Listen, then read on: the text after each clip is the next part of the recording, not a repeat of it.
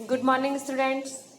आज हम लोग स्टैंडर्ड 11th में सब्जेक्ट इकोनॉमिक्स में चैप्टर नंबर 6 में मार्केट या बाजार है उसके बारे में हम पढ़ रहे थे। तो बाजार में जो हमने बाजार के प्रकार देखे थे कि पूर्ण स्पर्धा वाला बाजार, एकाधिकार वाला बाजार, एकाधिकार युक्त बाजार, अल्प हस्तक एकाधिकार वाला बाजार, इस तरीके से हम तमाम बाजार के नाम जाने। ठीक है, उसमें से हमने पूर्ण स्पर्धा वाले बाजार के लक्षण पढ़े, अर्थ पढ़े। आज हम पढ़ेंगे एकाधिकार वाला बाजार हम किसे कहते हैं।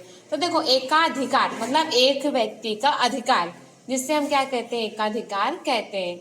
एकाधिकार को हम इंग्लिश में क्या कहते हैं, मोनोपोली कहते हैं।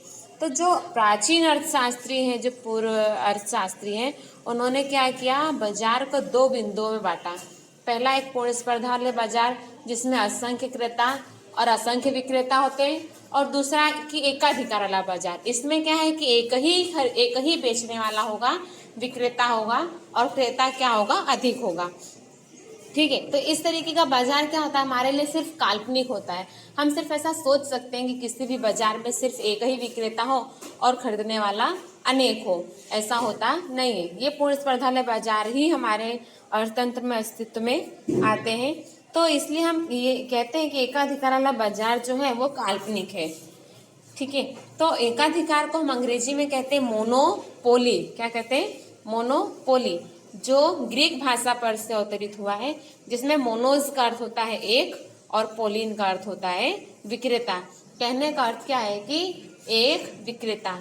तो जो प्रोफेसर चैम्बरलिन हैं वो ऐसा कहते हैं कि जब वस्तु की पूर्ति पर किसी एक इकाई का अंकुश हो। वस्तु की पूर्ति मतलब क्या है कि जो वस्तु को बाजार में बेचने के लिए निकाला गया हो अपनी इच्छा शक्ति और तत्परता के अकॉर्डिंग, तो वो पूर्ति कहलाता है। तो उसी पूर्ति पर अगर किसी एक इकाई का अंकुश हो, किसी एक व्यक्ति का अंकुश हो, तो वह एकाधिकार कहलाता है। उसी तरीके से स्ट्रगलर कहते हैं कि वस्तु का एक ही विक्रेता अर्थात क्या, एकाधिकारी कहलाएगा। इसी तरीके से हम पढ़ेंगे एकाधिकार के लक्षण, जिसमें पहला है एक ही उत्पादक या विक्रेता अथवा असंख्य क्रेता। तो किसी भी प्रकार के बाजार में, मान लीजिए अगर एकाधिकार वाला ही बाजार है, तो इसमें अगर वस्तु का एक ही उत्पादक होगा या एक ही विक्रेता होगा, तो वो क्या करेगा, वस्तु की आपूर्ति पर संपूर्ण नियंत्रण रखेगा। वो जो चाहेगा वो प्राइस नक्की करेगा और उसी प्राइस के अकॉर्डिंग क्या करेगा, वो असामान्य लाभ प्राप्त करने की कोशिश करेगा। इसीलिए इसमें स्पर्धा का तत्व देखने को नहीं मिलता है। स्पर्धा का तत्व हमें कहाँ देखने को मिलेगा, पूर्ण स्पर्धा वाले बाजार में, जहाँ पर असंख्य क्रेता और असंख्य विक्रेता होते हैं। लेकिन एकाधिकार वाले बाजार में क्या, एक ही विक्रेता है और असंख्य क्रेता है। इसकी वजह से यहाँ पर स्पर्धा का प्रमाण नहीं देखने को मिलेगा। इसीलिए जो बाजार होता है, वो बाजार में उत्पादक या विक्रेता क्या करेगा, कीमत को प्रभावित करेगा।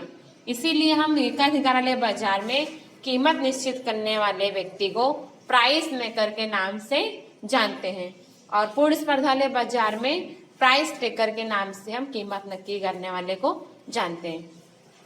इसी तरीके से बाजार में अगर क्रेता असंख्य हो तो क्या होगा, बाजार में एक क्रेता का अस्तित्व तो बहुत छोटा होता है, क्योंकि अगर क्रेता असंख्य है तो एक व्यक्ति का कोई अस्तित्व नहीं होता है। लेकिन अगर उसी जगह पर बाजार में अगर एक ही क्रेता है तो क्या होगा, बाजार में वो अपना अस्तित्व बनाए रख सकता है, या वो चाहे तो कीमत पर अपना असर डाल सकता है। उसके बाद में सेकंड है कि प्रतिस्थापन वस्तु का अभाव। प्रतिस्थापन वस्तु का अभाव कहने का मतलब ये है कि अगर किसी भी ग्राहक को किसी भी प्रकार की वस्तु का लाभ लेना है उसी वक्त, उसी समय, उसी दिन पर, और मान लो वो वस्तु वहां पर अवेलेबल ना हो, तो वो क्या करेगा कि उस वस्तु के नजदीक की प्रतिस्थापन वस्तु तो उससे नहीं मिलेगी, लेकिन दूर की प्रतिस्थापन वस्तु से मिल सकती है। क्यों, क्योंकि ये क्या है, एकाधिकार वाला बाजार है। ठीक है, फॉर एग्जाम्पल यहाँ पे दिया हुआ है कि मान लीजिए कि किसी एक व्यक्ति को सफर करना है और उसे सफर करना है, उसे टिकट चाहिए। ठीक है, तो उसे टिकट तो मान लीजिए नहीं मिल रही है, निश्चित किए गए तारीख पर आरक्षण वाली टिकट नहीं मिल रही है, और जाना उसे उसी दिन है, तो वो क्या करेगा कि उसी दिन में जाना है, तो उसे कोई दूसरी जगह पर जाने वाली या किसी दूसरी जगह से जाने वाली भी ट्रेन नहीं मिल रही है, तो वो क्या करेगा कि दूर की कोई प्रतिस्थापन वस्तु, मतलब कि जैसे एरोप्लेन हुआ या बस हुआ या सड़क परिवहन हुआ, इस तरीके की किसी वस्तु का उपयोग वो करेगा। ठीक है, इसीलिए हम कहते हैं कि प्रतिस्थापन वस्तु का इसमें अभाव होता है। थर्ड है कि नई इकाई के प्रवेश पर अंकुश। एकाधिकारवाले बाजार में नई इकाई पर अंकुश क्यों होता है? क्योंकि जब जब नई इकाई आती है तब तब क्या होता है, विक्रेता का प्रमाण बढ़ जाता है। और इसका लक्षण क्या है कि एक ही विक्रेता और असंख्य क्रेता। तो जब नई इकाई आती है तो नई इकाई कब आएगी? असामान्य लाभ को देख करके ही नहीं नई इकाई बाजार में प्रवेश करती है। और जब नई इकाई बाजार में प्रवेश करेगी तो क्या होगा, जो अन्य इकाई के लोग हैं वो लोग क्या करेंगे, उस इकाई से बाहर निकालने के लिए कृत्रिम रूप से, प्राकृतिक रूप से किसी न किसी प्रकार की वस्तु का शॉर्टेज, प्राइस बढ़ा करके या प्रतिस्पर्धा करके किसी न किसी तरीके से वो क्या करेंगे, नई इकाई को बाजार में से निकालने का प्रयास करते रहते। इससे क्या होता है कि वो लोग असामान्य लाभ प्राप्त कर सकते हैं। उसके बाद में है फोर्थ नंबर, कीमत एवं विक्रय पर नियंत्रण। एकाधिकार वाले बाजार में जो एकाधिकारी होता है वो ज्यादा से ज्यादा लाभ के उद्देश्य से वस्तु की आपूर्ति पर संपूर्ण नियंत्रण रखता है। जब वस्तु की आपूर्ति कम हो जाएगी तब वो क्या करेगा, कीमत को ज्यादा करके वो ज्यादा लाभ प्राप्त कर सकता है। इसका मतलब ये है कि जो एकाधिकारी है वो वस्तु की कीमत ऊंची रखना चाहता हो तो बाजार में वस्तु का विक्रय कम करेगा, और यदि वस्तु का विक्रय बढ़ाना चाहे तो उसे क्या करना पड़ेगा कि कीमत को कम करके उसे बेचने के लिए तैयार होना पड़ेगा। इसी तरीके से कीमत और विक्रय इन दोनों घोड़ों पर एक ही समय और एक ही साथ में सवार नहीं हो सकते, क्योंकि अगर ज्यादा लाभ प्राप्त करना है तो वो क्या करेगा, वस्तु की शॉर्टेज कर देगा, कमी कर देगा, और उस वस्तु को प्राप्त करने के लिए ग्राहक क्या करेंगे, ज्यादा कीमत देने को तैयार हो जाएंगे। और अगर उसे वस्तु को निकालना है, आपूर्ति के प्रमाण जो कि उसके पास में ज्यादा है उसको बेचना है, तो वो कम कीमत पर भी क्या करेगा, वस्तु को बेचने के लिए तैयार होगा। उसके बाद में असामान्य मुनाफा। तो एकाधिकार वाले बाजार में उत्पादक या विक्रेता एक ही होता है। इसके अतिरिक्त बाजार में क्या होती है, नई इकाई के प्रवेश पर प्रतिबंध होने से एकाधिकारी जो होता है वो अल्पकाल या दीर्घकाल दोनों में से किसी भी स्पर्धा में बिना असामान्य लाभ की स्थिति के फायदा ले सकता है।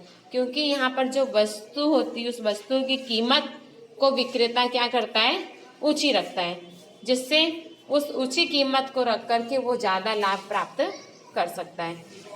कीमत में भेदभाव है। कीमत में भेदभाव हम इसलिए कह सकते हैं कि जो एकाधिकार वाला बाजार होता है उसमें डॉक्टर अपनी फीस अलग वसूल करता है, टीचर्स अपनी फीस अलग वसूल करता है, और जो वकील होते हैं वो अपनी फीस अलग वसूल करते हैं। तो सभी लोग अपनी योग्यता और क्वालिटी के अनुसार क्या करते हैं, अलग अलग प्रकार की फीस को वसूल करते हैं। इसलिए वो लोग इसी तरीके से वस्तु का भी होता है कि वस्तु का अलग अलग उपयोग होने से, अलग अलग गुणवत्ता होने से उसकी कीमत को क्या किया जाता है, अलग अलग वसूल किया जा सकता है। उसके बाद में एक ही इकाई या उद्योग। तो वास्तव में इकाई अर्थात क्या होता है, फॉर्म होता है, अर्थात कि जो उत्पादन करने वाली एक स्वतंत्र इकाई है अथवा उद्योग है, वो क्या है, एक जैसी वस्तु का उत्पादन करने वाली इकाई का समूह है। परंतु एकाधिकार वाले बाजार में उत्पादक या विक्रेता एक ही होने से वास्तव में वही इकाई है, और ऐसे उद्योग में भी इकाई ही एक उद्योग होती है। कहने का मतलब ये है कि एक ही इकाई है, वही चाहे उद्योग कहलाए और चाहे वही इकाई कहलाए, उसमें बेचने वाला एक ही, उत्पादन करने वाला भी एक ही है। तो बस आज आप लोगों को सिर्फ एकाधिकार का अर्थ और लक्षण पढ़ना है। वीडियो को ध्यानपूर्वक देखकर समझकर अपने नोटबुक में आप लोग को लिखना है और मुझे मेरे नंबर पर भेजना है। धन्यवाद।